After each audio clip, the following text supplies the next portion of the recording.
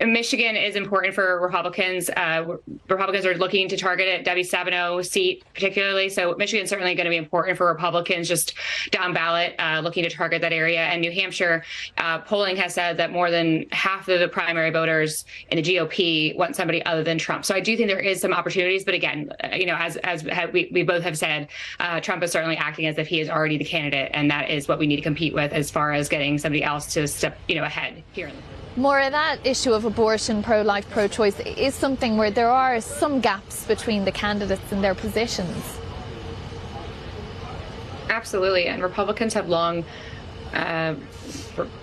refused kind of to answer that question directly because it is really challenging, especially to get through a primary and then to go to a general if you're going to have a really strict stance on it. I think last debate, Nikki Haley answered the question on abortion beautifully, and as an adult in the room, coming at it from all different angles, and talking about childcare, talking about adoption, talking about struggles for women how to get pregnant in the first place.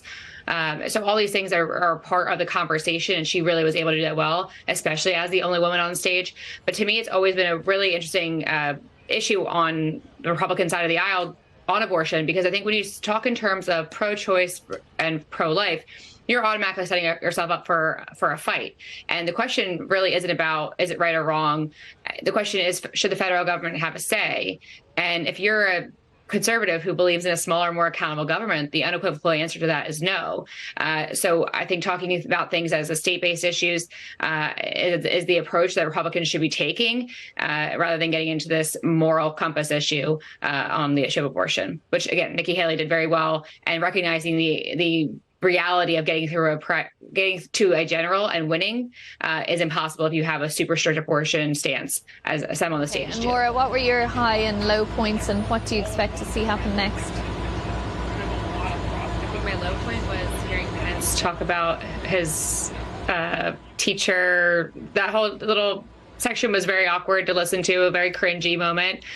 And I think my high was hearing that there is actually a mute button for the microphone. So would love to see in the next debate, Vivek be muted for talking and talking and talking and talking over everyone. So here's hoping that they use it next time.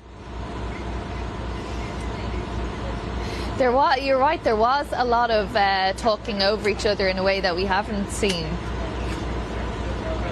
What do you think voters think when they see that? They've got to be frustrated because they want to hear what people have to say.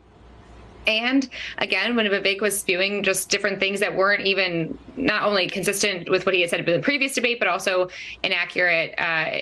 And when he's getting called out for things that he has done, like Nikki Haley had really hit on him for several things.